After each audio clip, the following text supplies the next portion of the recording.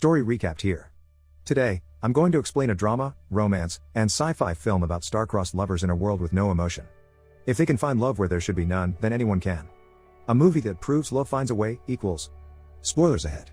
Watch out and take care. There is no single definition for love. Love can be felt towards yourself, the people you care for, your passions, or even inanimate objects. But what happens when love is taken away? In this film, two rule breakers find a way to answer that question. And in the process, they'll discover that love is one of the most powerful emotions anyone could experience. In a futuristic dystopian utopia, a community prospers as there's no violence and crime. Everyone has their part to play in their peaceful way of living. The people are labeled members, and they're all under the governance of an administration named the Collective. Silas is an ordinary citizen. He wakes up in his room, and as soon as he gets off, the bed seamlessly integrates itself within the walls. He goes on about his daily routine of taking a shower, wearing his plain white uniform, and drinking a liquid for breakfast. Other members roam around the peaceful city. No one talks, simply passing each other as they head to their jobs. A video displays on the walls, reminding people to report deviant behavior. We can see that the Collective heavily promotes negativity towards emotions. A faint smile, a disgruntled face, or a tremble of the hand is cause for arrest. Despite the oppression, the members don't bat an eye. They're docile and are in some sort of control, which they allow and support. At a train station, a multitude of members passes through a gate. A polite exchange happens between Silas and a woman. His profile shows that he's an illustrator for the company Atmos. Silas enters the train, sitting in front of a screen. The Collective conveys a message of caution, stating symptoms of a disease called SOS, or the switched-on syndrome. This rampant disease restores the emotions of the repressed members. Silas ignores the warning and continues watching the news. This foreboding disease could suggest something could soon change in Silas' life. At Atmos, Silas approaches his work desk.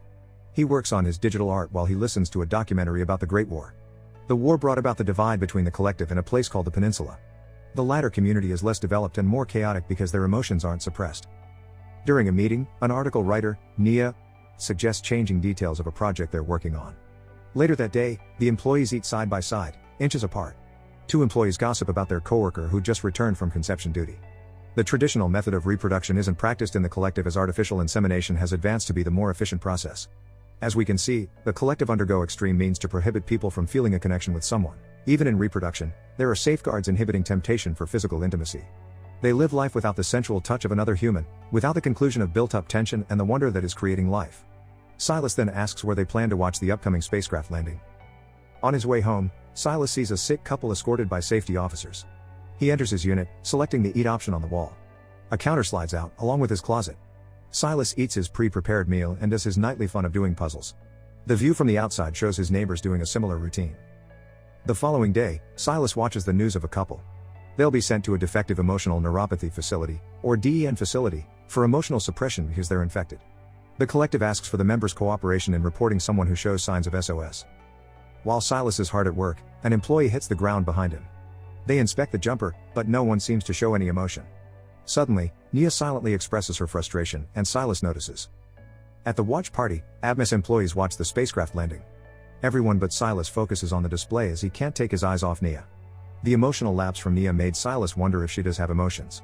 Throughout the time he contemplates whether or not his gut feeling is true, he also starts to feel. Inside his brain is a reaction of hormones that's completely alien to him. He now has the choice to either fight or accept it. We can see that Silas is slowly gaining back the ability to feel. He doesn't have the faintest clue how he'd react to this as he's experiencing this feeling for the first time. Back at home, Silas anxiously eats his dinner. His bites slow down as he thinks of Nia, and even his nightly puzzle gets interrupted. During another meeting, Silas is preoccupied with his thoughts. He apologizes for zoning out and continues to explain his work. In his unit, Silas dreams that he's standing on a building's edge. As he's about to fall, he wakes up, startled and disoriented, running straight to a wall. The following day, Silas sees a bruise on his forehead. In a health center, Silas sees a woman cry as they watch a video about SOS. He learns there are 4 stages of the SOS that grow more dangerous with each stage. The man beside him, Jonas, asks what stage Silas is on, to which he replies that he's just getting a checkup to be safe. Jonas also has SOS, and he's currently on stage 2. In the doctor's office, Silas shares the nightmare he had. The doctor tests his blood for SOS, immediately showing that he's positive. Silas worries about being sent to a DEN facility, but the doctor assures him that they're working on a cure. The state of fear is seen in the community. Normal emotions a human is designed to feel frightens them and pushes them to immediately report their condition. The Collective's propaganda effectively implants in a person's mind that something's wrong with them. We can notice that there is clear irony here. The Collective is supposedly unable to show emotions, yet they fear SOS. At the station, Silas scans himself, now showing that he has stage 1 SOS at the office. A coworker asks why he has a bruise. To avoid discrimination, Silas lies and tells her that he got it from a Tai Chi class. They doubt him, but Nia interrupts and supports his lies. This would probably confirm Silas' suspicions of Nia. Now that she tried defending him, it's probable that she has SOS too. During lunchtime, Nia traps a bumblebee. As she explains how a bee flies, Silas can't help but look at her beautiful face. Later on, Silas picks up his shades and medication from a health center. Back at home, he watches an instructional video made for SOS infected members. Silas finds the genetic reason for his sickness. His gene that suppresses emotion and rids of human flaws malfunction, causing him to behave differently. Only an inhibitor pill can delay their inevitable transfer to a DEN facility until a cure is discovered. Throughout the next day, Silas experiences the detrimental effects of SOS first. He can feel anxiety, loss of focus, and depression. Then he acquires sensitivity to light. Next is a decrease in productivity, which will worsen and ultimately lead to the last stage of SOS, where the infected will undergo a pain-free death. In a shared bathroom, Silas and Nia have a brief interaction. From afar, Silas follows Nia, and she remains oblivious. Finally, Nia enters her living quarters, and Silas loses his chance to confront her. In his room, Silas decides to stop taking the inhibitor pills. SOS is quickly taking over Silas' calm and collected manner. Nia is his catalyst as something about her allures Silas. A biological need, a primal urge, or simply his first crush. Silas wants to know how it feels to be with her, but his inhibited self forces him to just watch for now. The next day, Silas approaches Nia and asks her to check his work. He switched with a coworker so that he has a reason to interact with her. Nia takes note of his odd behavior and agrees to review his work. As Nia looks at a drawing of a lander on another planet, Silas experiences an alien feeling as he gazes at Nia's supple lips and porcelain skin. Nia gives her feedback, and Silas leaves feeling satisfied. Late at night, Silas enters the empty office. He opens up Nia's work desk and listens to her voice memos. Silas absorbs her every tone and articulation, and it follows him to his bed and dreams. Another meeting occurs, and Silas spills his drink. A coworker returns the shades he dropped, revealing his secret to the team. Silas finally admits his sickness, assuring his coworkers that SOS isn't contagious. Nia leads the decision for Silas to separate himself from the group. To make Silas feel better, they give him their thoughts and prayers. Silas now sits in a corner far away from everyone else. There's discrimination against people with the disease. They're looked at as less affected members, and the healthy public doesn't realize how wrong they treat them. Since they don't feel, there's no room for empathy and understanding, only efficiency and superiority, or so they are led to believe. One could argue a clear presence of empathy and concern when Silas reveals his illness. They offer him thoughts and prayers, indicating sympathy and a concern for his well-being. Their shift ends, and Silas continues to stalk Nia. Suddenly, she appears behind him, threatening to report Silas if he doesn't stop. Silas accuses Nia of having SOS, but she denies it. He then says that if Nia isn't infected, she would have already reported him. Nia ignores Silas and leaves. The next day, Silas and Nia interact just like nothing happened. During lunch, she looks at a lonely Silas. Nia tries her best to avoid any interaction with him, even during the meeting. As she stands alone, she anxiously fidgets with her hand. Later that day, the two are alone in the office. Tension forms between them, making Nia leave.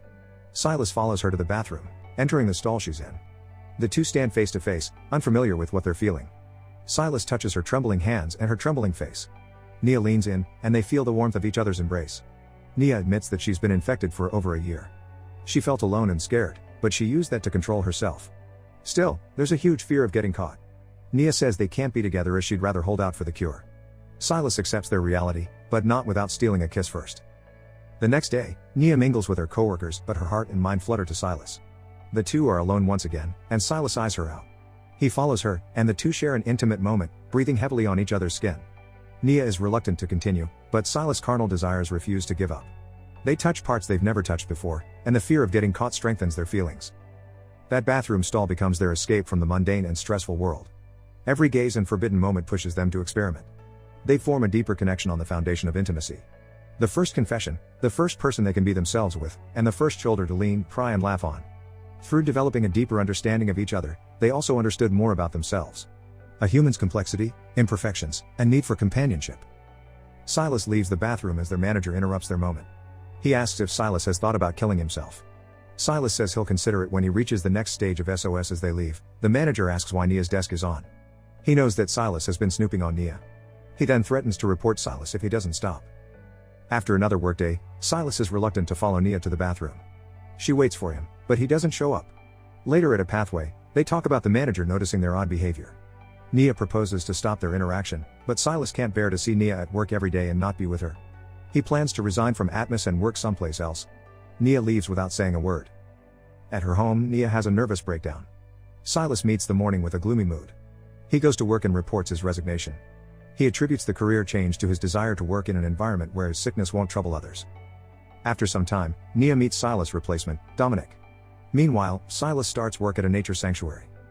Nia is not handling the separation well, and she's reminded of Silas, even more so when she sees his cup. As the team is having lunch, Nia can't help but get annoyed at Dominic's pretentious statements. In her unit, she holds Silas' cup. She then sits in the shower, missing the touch of her lover. Nia grew dependent on their connection. Having acquired such a special relationship, only for it to be taken away just as quickly, took a toll on her mental health. As she switched on all the pent-up emotions, she can't just simply turn it back off. Silas feels the same, so he ventures out to free up his mind. He encounters Jonas, who accompanies Silas on his walk. Silas opens up about his relationship with Nia. Jonas relates to him as he also had a connection with a woman, but their love story turned tragic. Jonas tells her that Nia belongs to a group called Hiders. They're self-diagnosed infected people that fight SOS without drugs. Jonas then invites him to a support group, and Silas accepts. Back in Atmos, Dominic urges Nia to give him an article he can illustrate. Nia, with her baggy eyes, asks him to wait, thanking him for his patience.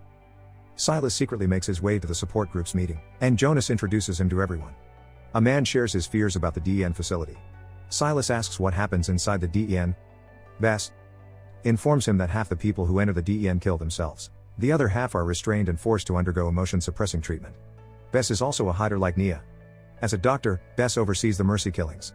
She doesn't interfere, instead, she accompanies the infected, letting them know they're not alone. The majority of the group wants to return to feeling nothing as emotions make their life miserable. Silas thinks deeply about their perspective. He then approaches his door, and there stands Nia. Silas calms down the frustrated Nia. They passionately make love, remembering each other's touch and speech. After the forbidden experience, the two talk about love. At first, they feared the feeling, but time cultivated their connection. They vow not to stay apart. In the day, they'll act like strangers, but at night they're lovers. Forbidden love is a powerful emotion because it encourages rebellion. As partners in crime, the couple is willing to risk their life in utopia for a life that's actually worth living. Now that they have found the beauty of having someone to care for, the former gray and depressing world is filled with bright colors. A question of surrendering freedom to live in a utopia comes to mind. Would you give up emotions for a chance to live in paradise? Or would you rather retain your emotions but live in chaos?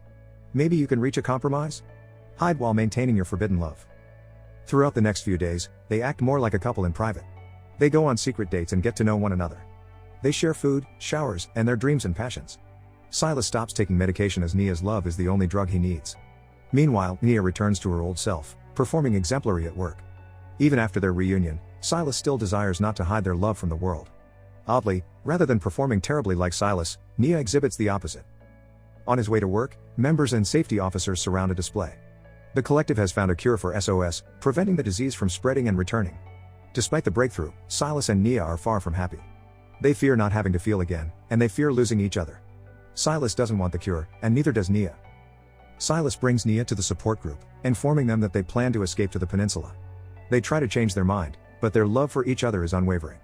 In a final attempt to sway them, Bess tells the story of a man who went to the peninsula, who she assumes died.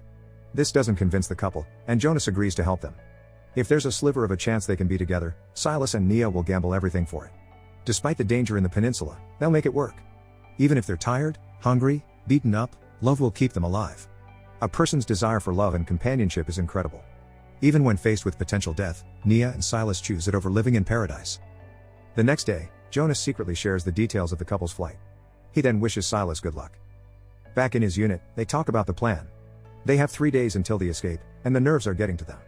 They're scared of failing, but they fear not being with each other more. Nia approaches the gate to get scanned. Suddenly, an alarm blares, and a safety officer approaches her. At the sanctuary, Nia informs Silas that she's getting summoned for conception duty. Nia can't leave as she's restricted from riding the trains.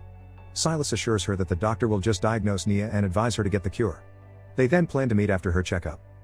At the doctor's office, the doctor tests Nia's blood. She asks the doctor if she has SOS, and to her surprise, the doctor tells her she's pregnant. This information is probably one of the most surreal experiences for Nia. Not only has their love bore a child, she's also one of the few natural pregnancies in a long time. Will their love be enough to overcome their challenges, or will the fruit their love bore be the end of it all? Silas anxiously walks around the meetup spot. He visits the health center to see safety officers taking Nia away. Nia is now in the DEN facility, restrained and defeated. Meanwhile, Silas finds out why they took Nia. In an empty room, medical personnel approach Nia. They pass the corridors, and Bess sees her. There lies Nia in a room with a mesmerizing wall and a vaccine beside her. A man tells Jonas the situation, and he waits outside to meet with Silas. Jonas will contact Bess to try and get Nia out. Feeling restless, Silas can't just sit around and do nothing. However, Jonas asks him to calm down and trust him. In his unit, Silas anxiously waits. Morning arrives, and Silas heads out, wearing his old uniform. Meanwhile, Bess frees Nia. She pushes her to a room, where Jonas and his colleagues await them. As Nia gets dressed, Bess informs her that she'll switch places with a woman who recently killed herself. They insert a tool in Nia's arm, changing her identity. Before leaving, she thanks Bess. Nia runs to the station, passing through the gates with ease.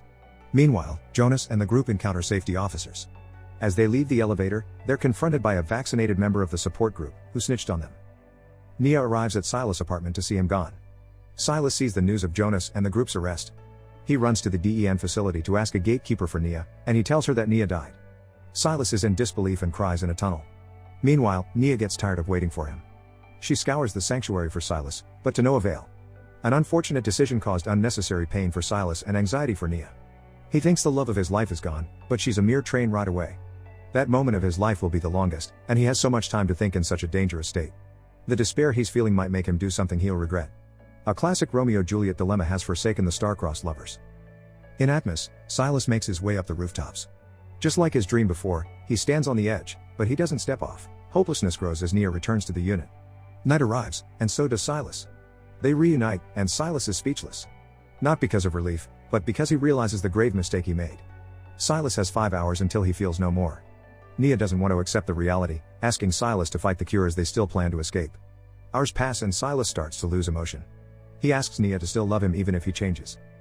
Morning arrives, and Nia sees Silas all dressed up looking outside. She asks if he still loves her. He remembers the love they shared, but the feelings have vanished. Despite this, they will still go to the peninsula. On an escalator, Nia looks at the emotionless Silas standing in front of her. On the train, they sit silently like the strangers they once were. Nia cries as she remembers their moments in the bathroom. Suddenly, Silas approaches. The two sit face to face, reliving a familiar feeling. Silas then touches her hand. The few hours they spent together trying to fight Silas' loss of emotions is nothing compared to the lifetime they'll have to regain the love they lost.